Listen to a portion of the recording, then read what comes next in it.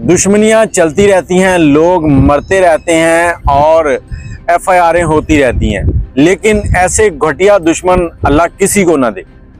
अस्सलाम वालेकुम, मैं हूं आपके साथ अदनान और शेखुपुरा की तहसील मुरीद के उसके एक गांव के अंदर एक ऐसा वाकया पेश आया जिसमें 7 लोग अपनी गाड़ी के अंदर जाम बहक हो गए।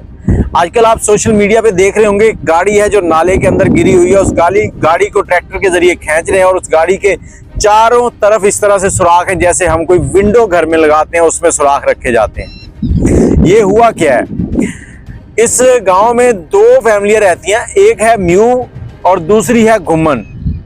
घुम्मन जो है वो जट बरादरी है, लेकिन इन दोनों फैमिलीज के अंदर खानदानी दुश्मनी चल रही है, सुनने में आया।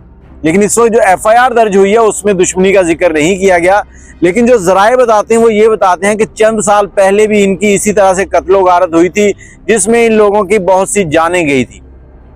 अब भाई जो है वो अपनी बहन के जनाजे में आता है। दोनों फैमिलियां जो है वो अरबपति हैं। भाई को जब पता चलता है, ये म्यू फैमिली के जो मेम्बरान है, म्यू फैमिली के भाई जो है उसको पता चलता है कि मेरी बहन जो है उसका जनाजा है वो फौत हो गई है, तो वो जनाजे में शिरकत के लिए निकलता है। अब जब जनाजे में शिरकत के लिए निकलता है तो जनाजे में पहुंचा। अब उसके साथ 6 अफराद और थे, जिसमें एक पुलिस वाला, दोस्त हो सकता है या कोई फैमिली मेम्बर, और उसके साथ ही उनके पीरो मुर्शिद, बाकी के फैमिली मेम्बर्स। ये अपनी गाड़ी में आते हैं, जनाजा होता है, कफन दफन होने के बाद जब ये वापसी निकलते हैं तो ये सारे उसी गाड़ी में बैठते हैं और वापसी के लिए रवाना होते हैं। अब रास्ते के अंदर घुम्मन फैमिली के 11 अफराद जो कि पर्चे में नामजद किए गए हैं, वो बताया जाता है कि 3 अफराद एक तरफ बैठते हैं, बाकी अफराद दूसरी तरफ बैठते हैं सड़क के, और इनको घात लगाकर फायरिंग करते हैं। जब ये वहां पहुंचती है गाड़ी तो इतनी फायरिंग की जाती है, इतनी फायरिंग की जाती है कि गाड़ी में आप जो सुराख है ना उनको देख के अंदाजा लगा सकते हैं। ये 7 अफराद गाड़ी के अंदर ही दम तोड़ जाते हैं। अब कत्लो गारत मैंने बताया कि होती रहती है, लड़ाई झगड़े चलते रहते हैं, लेकिन यहाँ पर जो इन्होंने मौका जो रैकी की है, जो मौका था वो बड़ा गलत था।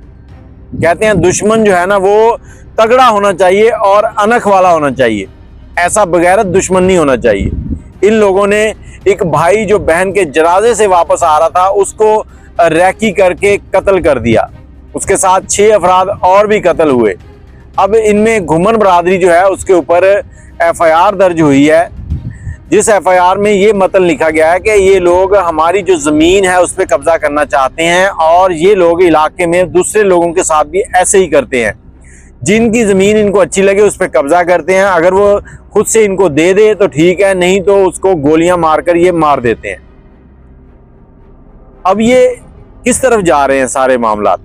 पाकिस्तान के अंदर ये गन वाला कल्चर कब ख़त्म होगा, कब हम सुलझेंगे, कब हम एक तरक्की याफ्ता मुल्क के तौर पे सामने आएंगे?